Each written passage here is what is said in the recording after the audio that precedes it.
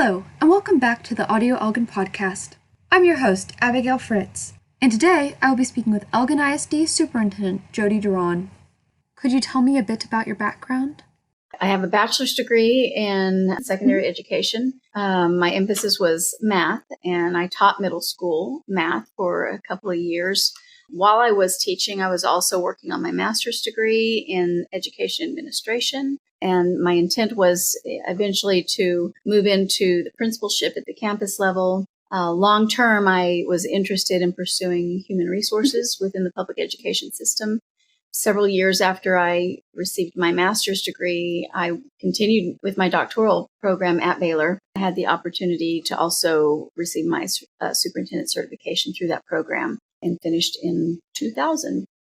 So what brought you to Elgin? My husband is also in the business, and we have actually had many opportunities through our career to move to different locations and serve in public education.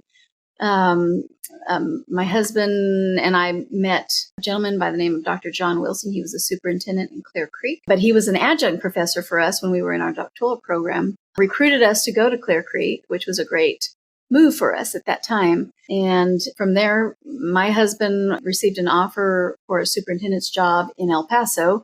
So we started moving. We have moved quite a bit because of our careers. He retired about 8 years ago and took a job in the Austin area.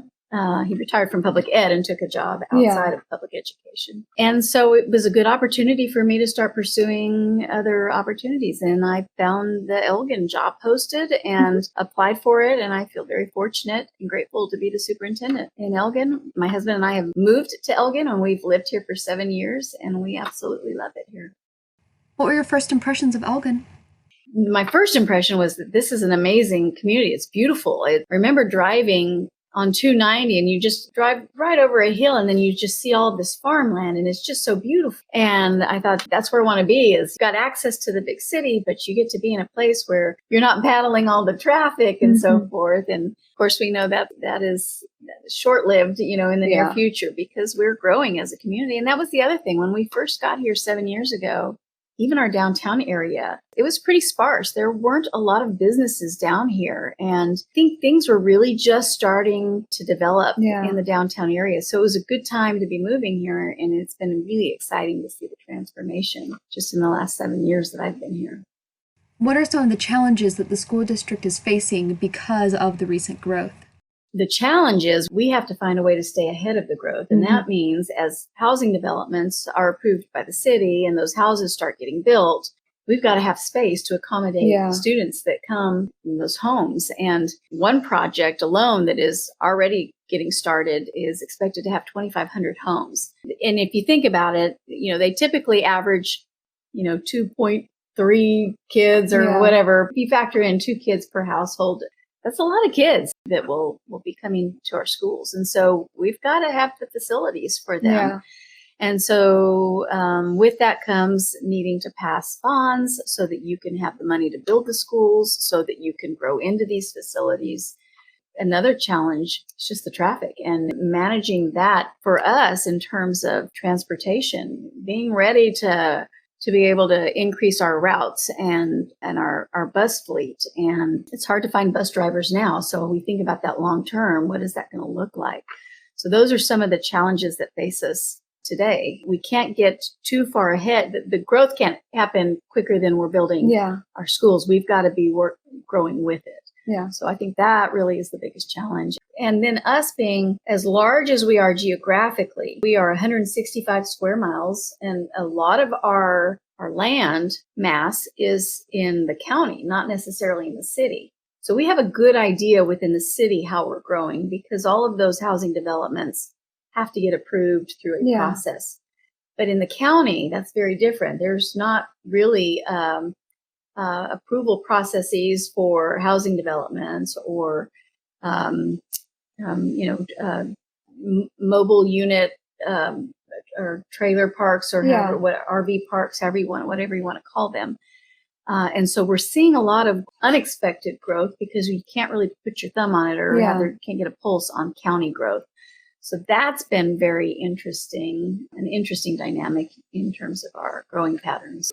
You think about our public education system, we are educating 95% of the students in Texas. That is 5.4 million students walk through our doors in public education every day. And it's just an amazing opportunity to mold and shape lives. And there are so many kids and families that need us in a deeper way than just education. Public schools, once upon a time, were intended to be learning organizations, and that was our job, teaching and learning. And over time, in the last 30, 40, 50 years, it has evolved to be so much more. We do so much more. In some cases, we are now responsible for feeding kids and making sure they receive medical care. And in a lot of cases, we are serving in the place of parents where there may be a void for some kids and some families.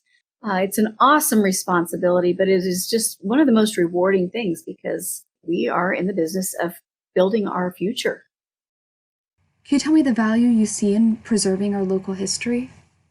As we continue to grow as a community, you don't want to lose what makes places like Elgin really special, and that is those traditions and the close-knit ties. And so how do you grow and maintain some of that history that is so special to us? And I think part of it is really trying to make ourselves more inclusive for new people that are coming to town. I think our chamber does an amazing job of welcoming new businesses and including them in the activities that are happening around the city.